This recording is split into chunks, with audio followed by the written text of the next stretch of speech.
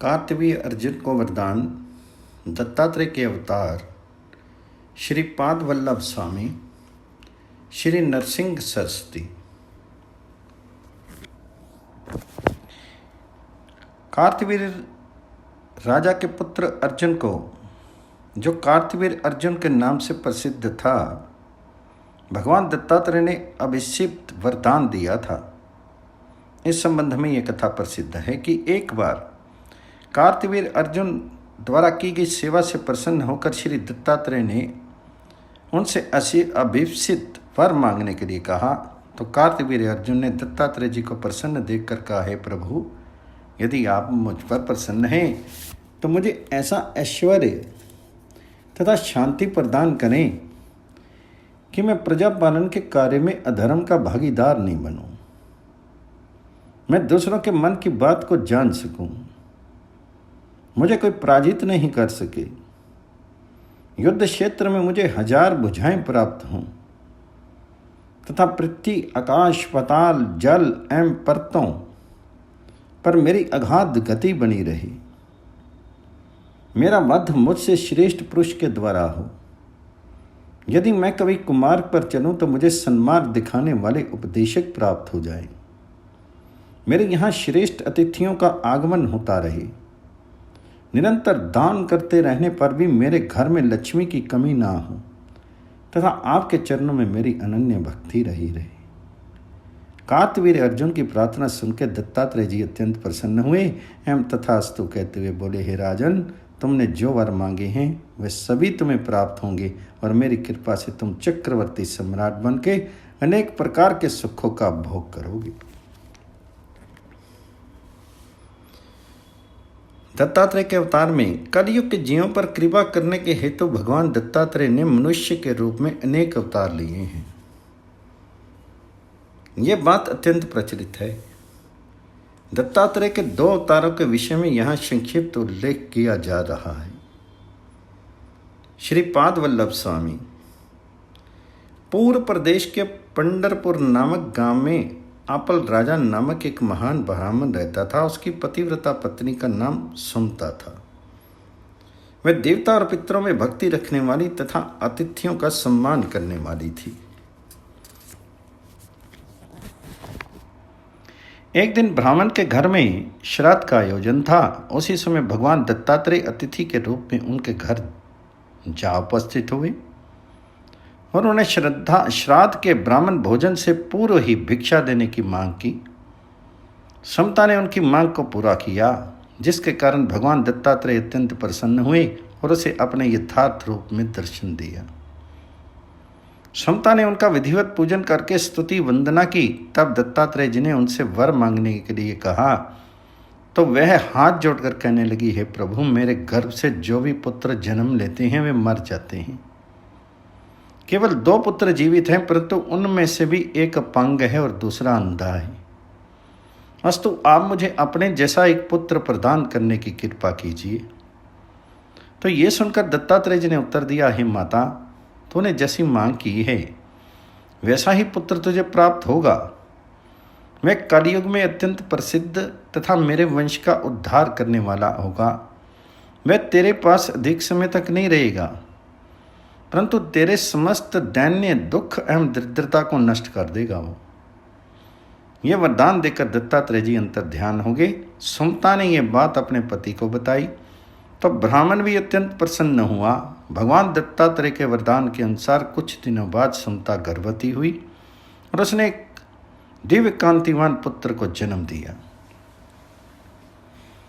पुत्र जन्म के उपलक्ष्य में माता पिता ने बड़ा उत्सव मनाया और उसका नाम श्रीपाद रखा। 7 वर्ष की आयु में श्रीपाद का यज्ञोपवीत संस्कार कराया गया। 16 वर्ष की आयु में बालक संपूर्ण वेद वेदांग विद्याओं में पारंगत हो गया। उससे माता पिता ने उसका विवाह कर देने का निश्चय किया, परंतु श्रीपाद ने अपना विवाह करना स्वीकार नहीं किया। उसने माता पिता से कहा, मेरा परिणय तो वैराग्य नामक स्त्री के साथ हुआ है। मैं दत्तात्रेय का अवतार हूँ। मैंने 3 दुखी लोगों का उद्धार करने के लिए जन्म लिया है। अतः मैं विवाह के बंधन में नहीं बंधूंगा और वैराग्य ग्रहण करूंगा। यह सुनकर माता पिता ने रोना आरंभ कर दिया। तब श्रीपाद ने अपने लंगड़े तथा अंधे दोनों भाइयों को योग बल से दिव्य कांति युक्त बनाते हुए कहा, हे माता पिता, आज से मेरे ये दोनों भाई आपकी सेवा किया करेंगे और आपके घर में लक्ष्मी का सदैव निवास बना रहेगा। अब आप मुझे घर छोड़ने की आज्ञा दीजिए, जिससे मैं काशीपुरी में सन्यास की दीक्षा ले सकूं। अंततः माता पिता से आज्ञा लेकर श्रीपाद काशी गए। वहाँ सन्यास धर्म की दीक्षा लेकर बद्रीनाथ की यात्रा करने चले गए। तीर्थाटन करते हुए वे गोकर्ण और इसके बाद श्रीगिरी पर पहुँचे। वहाँ उन्होंने लोगों को धर्म का उपदेश दिया।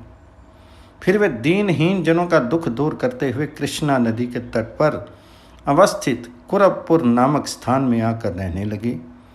संसार में श्रीपाद वल्लभ स्वामी के नाम से उनका यश सर्वत्र फैल गया। श्रीपाद वल्लभ स्वामी ने एक धोबी को राजा होने का वर दिया था। दूसरे जन्म में वह यमन कुल में उत्पन्न हुआ और राज्य सिंहासन पर बैठा। कल्प वृक्ष की भांति श्रीपाद स्वामी ने अपने भक्तों के विविध मनोरथों को पूरा किया। अनेक वर्षों तक कुरबपुर में निवास करने के उपरांत एक समय अश्विनी कृष्णा द्वादशी के दिन मृगशिरा नक्षत्र में कृष्णा नदी में स्नान करते समय वे अदृश्य हो गए। उनके अनेक चमत्कारों की कथाएं श्रद्धालु भक्तजनों में आज तक प्रचलित हैं। श्री नरसिंह सरस्वती। माता अंबा भवानी के गर्भ से जन्म लेने के समय बालक ने गर्भ से बाहर निकलते ही जब ओंकार शब्द का उच्चारण किया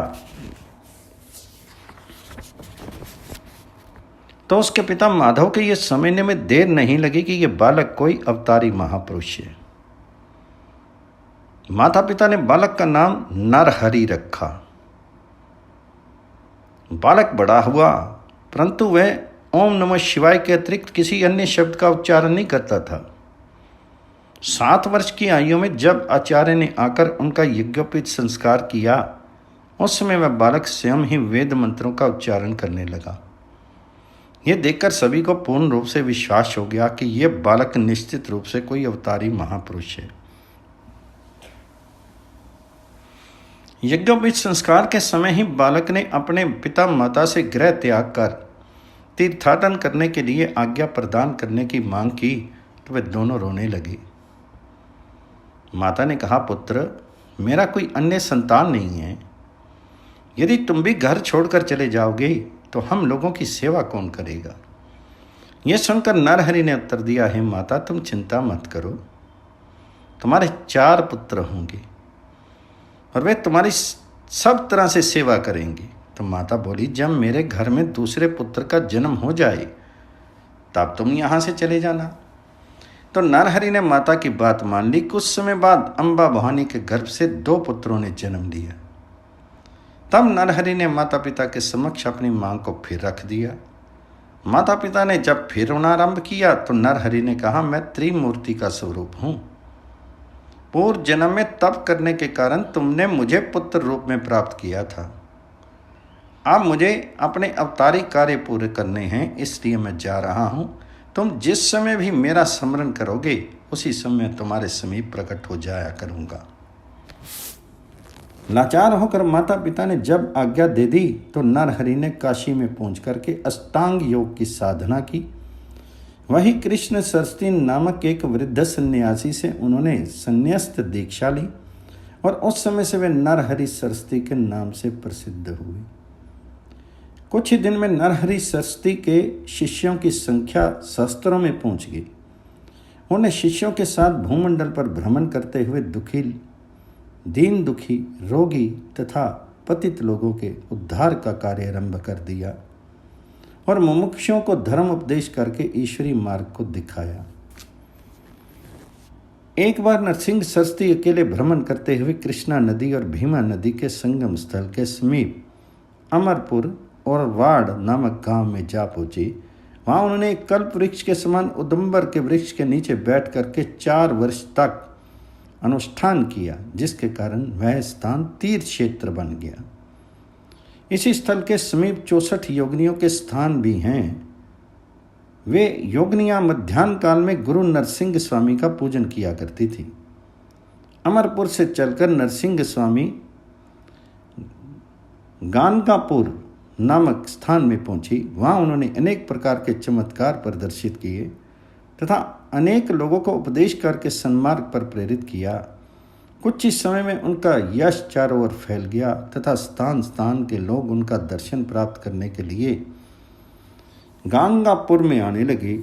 पूर्व जन्म में श्रीपाद स्वामी ने जिस धोबी को राजा बनने का वर दिया था वह श्री नरहरि स्वामी के समय में मलेच्छ राजा था।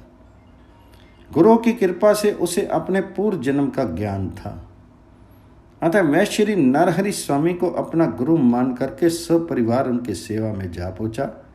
नरहरि स्वामी ने ज्ञान देकर उनका उद्धार कर दिया।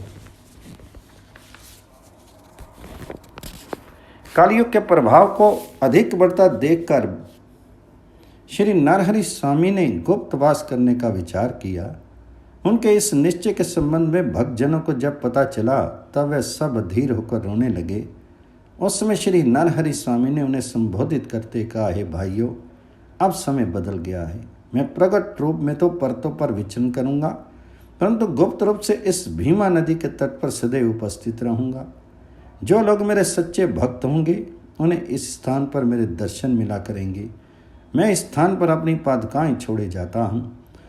जो व्यक्ति इन पादुकाओं का पूजन करेगा उनके सभी मनोरथ सफल होंगे। इस प्रकार सबको समझा बुझाकर बहुधान्य नामक संवत्सर में, जबकि बृहस्पति कन्या लगन पर थे और कुंभ की संक्रांति थी, उस समय माघ कृष्ण प्रतिपदा शुक्रवार के दिन श्री नरसिंह सरस्वती निजानंद में प्रविष्ट हो गए। गांगापुर में आज भी श्री नरसिंह स्वामी का गुप्तवास माना जाता है। श्रद्धालु भक्तजन वहां पहुंच करके त्रिमूर्ति भगवान के दर्शन प्राप्त करते हैं। गुरु के प्रताप से उस स्थान की गणना महान तीर्थों में की जाती है।